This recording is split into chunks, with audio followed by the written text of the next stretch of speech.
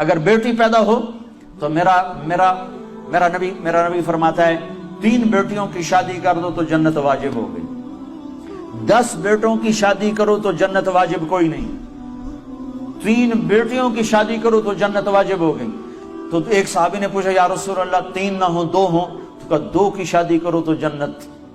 ایک نے کہا یا رسول اللہ اگر 2 نہ ہو 1 ہی بیٹی ہو اور آگے کوئی سلسلہ بھی نہ ہو، تو آپ نے کہا 1 بیٹی کی شادی کر دو تو جنت واجب۔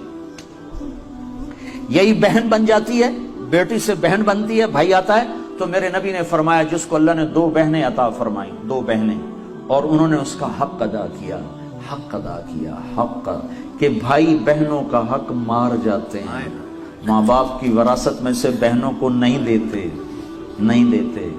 یہ ایسے ہی حرام ہے جیسے شراب بیچنا حرام ہے، جیسے سود کھانا حرام ہے، ایسے ہی بہنوں کا حق کھا جانا ایسے ہی حرام ہے، جیسے چوری حرام ہے، یہ بہنوں کا چور ہے، اس کی چوری کی جس کے ساتھ مل کے 1 چھاتی کا دودھ پیا، 1 تھالی پیالی میں کھایا اور پیا، 1 چھت تلے جس کے ساتھ زندگی گزاری، یہ اس کی چوری کر گیا ہے۔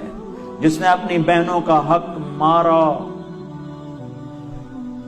اس کا رزق حرام ہو گیا۔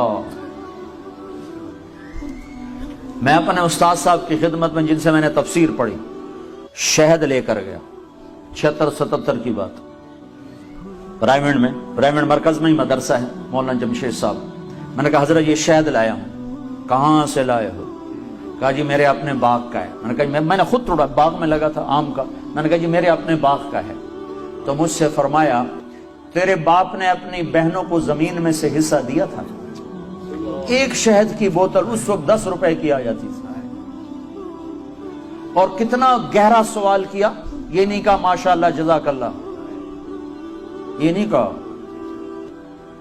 تیرے باپ نے اپنی بہنوں کو زمین میں سے حصہ دیا تھا؟ اگر دیا تھا پھر تو یہ شہد حلال ہے، اور اگر نہیں دیا تھا تو سارا ہی حرام ہے، تو میں نہیں لوں گا، یہ مطلب تھا۔ ہاں بھائی تیرے ابا نے بہنوں کو زمینوں میں حصہ دیا تھا؟ میں نے کہا جی شکر ہے میرے ابا کی بہن ہی کوئی نہیں،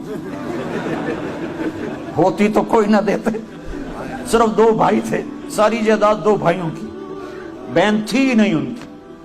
میں نے کہا اچھا تو تیرے دادا نے اپنی بہنوں کو زمین میں سے حصہ دیا تھا؟ میں کہا میں جمعہ ہی کوئی نہ ہوں، اس لیے میرے کو کی پوچھی جانا، میرے جمن تو پہلے دی گل نہ پوچھو میرے کو۔ تو پھر ہنس پڑے، کہا اچھا ادھر رکھ دو۔ تو میرے نبی نے فرمایا جس نے بہنوں کو حصہ دیا، جس کو اللہ نے 2 بہنیں دی، اس نے بہنوں کا حق دیا، اور شادی کے بعد بھی ان کے سر پہ ہاتھ رکھا تو اس پہ جنت واجب ہو گئی۔ پھر یہ بیٹی سے بہن، بہن سے بیوی ہے۔